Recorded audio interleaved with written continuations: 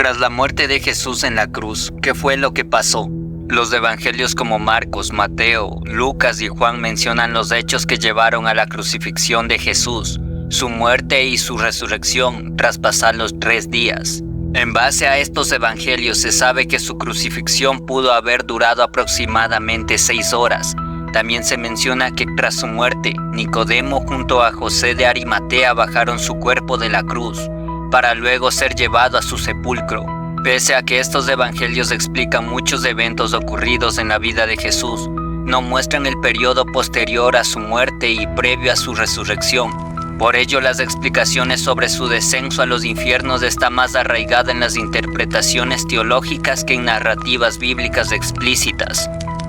Algunas de estas interpretaciones pueden verse explicadas a partir de la conversación de Jesús en la cruz con 2 ladrones, cuando uno de ellos le pidió a Jesús que se acordara de él. Lucas 23:42. De verdad te digo, hoy estarás conmigo en el paraíso.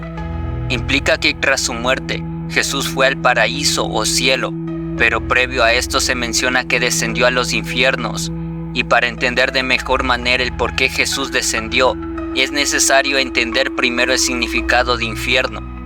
Este término proviene del latín inferus y significa lo que está abajo, un término que se asemeja a Seol para los hebreos o Hades para los griegos, un lugar donde las almas de los muertos residían en un estado de sueño, previo a ser juzgadas en el juicio final, descrito en ocasiones como un lugar oscuro y profundo, privado de la visión de Dios. El descenso de Jesús al mundo de los muertos es apenas descrito en el Nuevo Testamento, con una pequeña mención en la primera de Pedro 4:6.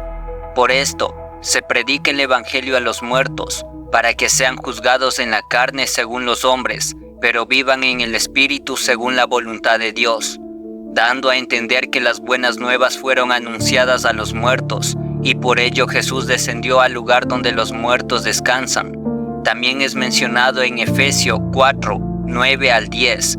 Y eso de que subió, ¿qué es sino que también había descendido primero a las partes más bajas de la tierra? El que descendió es el mismo que también subió por encima de todos los cielos para llenarlo todo. Mencionando que Jesús descendió a las partes más profundas de la tierra, referenciando a los infiernos, el Seol o el Hades, dando a entender cómo su descenso fue al lugar de descanso de los muertos y no al infierno que ahora conocemos. Para comprender de mejor manera el por qué Jesús descendió a los infiernos es importante conocer la diferencia que existía en el concepto del infierno para los cristianos primitivos. Por ello el Seol o Hades era el lugar donde los muertos moraban antes de la venida de Cristo y su resurrección. Ambos términos provienen de las escrituras hebreas y griegas. Aunque comparten un significado parecido, existen pequeños matices que los diferencian.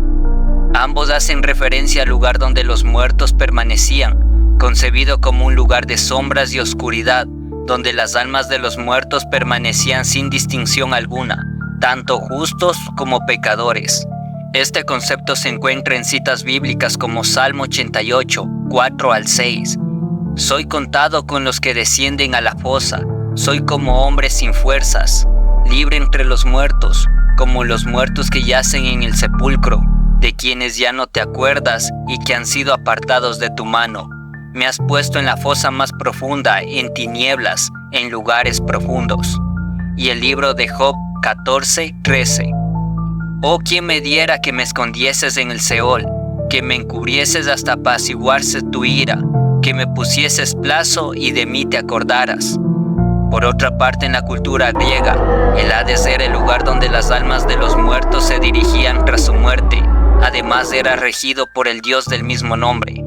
Bajo la perspectiva de los cristianos primitivos, y sobre todo la perspectiva del tiempo en el que transcurrieron estos hechos, tanto el Seol como el Hades corresponden a lugares donde las almas de los muertos permanecían guardadas, sin ser castigadas ni recompensadas, siendo el lugar previo a la vida eterna como antesala al juicio final.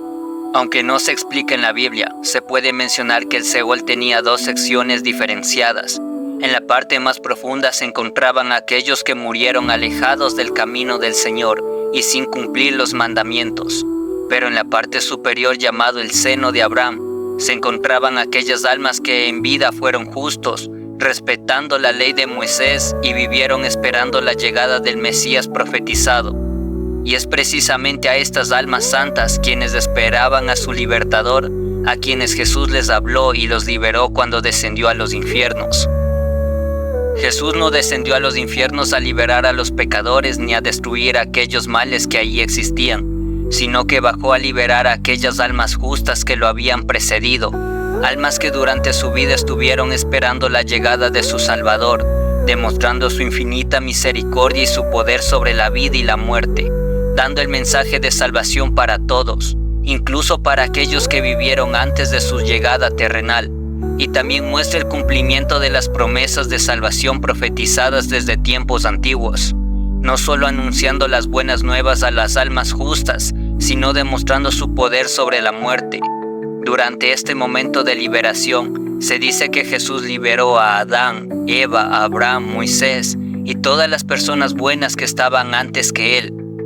Otra mención al descenso de Jesús a la morada de los muertos la encontramos en 1 de Pedro 3:18, porque también Cristo murió por los pecados una sola vez, el justo por los injustos, para llevarnos a Dios, muerto en la carne pero vivificado en el Espíritu, en el cual también fue y predicó a los espíritus encarcelados, quienes en otro tiempo fueron desobedientes cuando la paciencia de Dios esperaba en los días de Noé, durante la construcción del arca, en la cual unos pocos, es decir, 8 personas, fueron salvadas por medio del agua, lo que para muchos se puede interpretar de dos maneras, una de ellas siendo la conocida interpretación que Jesús bajó al infierno o Hades e hizo un anuncio a los espíritus encarcelados ahí y liberó las almas bondadosas de aquel encarcelamiento injusto.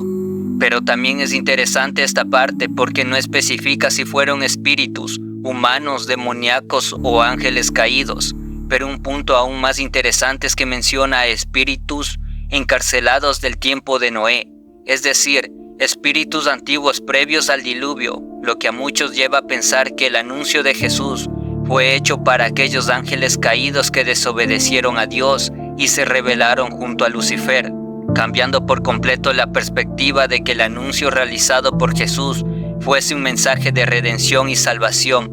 Bajo esta perspectiva, Jesús descendió a los infiernos a proclamar su victoria sobre Satanás, el pecado y sobre la muerte. El Evangelio apócrifo de Nicodemo. En este Evangelio se da una explicación mucho mayor a lo ocurrido durante este periodo de tiempo. Explica que el descenso de Jesús a los infiernos lo hizo no como un condenado, sino como un libertador. El Hades o Seol, un lugar tan oscuro que parecía desafiar la luz que Jesús emanaba, se da su encuentro con Satanás, el cual vio una oportunidad de desafiar al mismísimo Hijo de Dios, Jesucristo, proclamando su victoria, cumpliendo las promesas de redención. Las cadenas que aprisionaban las almas se rompieron. Las puertas de este oscuro lugar que parecían nunca se iban a abrir se agrietaron.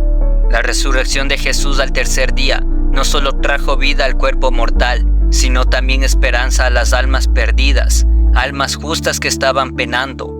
Durante este Evangelio apócrifo se menciona que Jesús libera las cadenas de Adán, Noé, Abraham y demás almas buenas que permanecían en el lugar, para así liberarlos y que pudiesen por fin entrar al paraíso. Recordemos que el lugar donde se encontraban estas almas no era el lugar de castigos eternos y demonios torturadores, sino más bien un lugar oscuro, privado de toda iluminación divina. El descenso de Jesucristo no solo marcó el fin de la muerte, sino también el comienzo de una nueva era para la humanidad. Su muerte y posterior resurrección resonarían a lo largo de los siglos, trayendo perdón a los arrepentidos y consuelo a los afligidos. Además explica que el mensaje que transmite este Evangelio es dado por Carino y Leucio, que son resucitados por Jesús. Ellos relataron sus experiencias, ordenados por el arcángel Miguel a no hablar hasta la hora señalada, mencionando que Jesús en el infierno liberó las almas de varias personas y varios justos, siendo liberados y por fin entrando al reino de Dios. Espero te haya gustado el video. Hasta la próxima.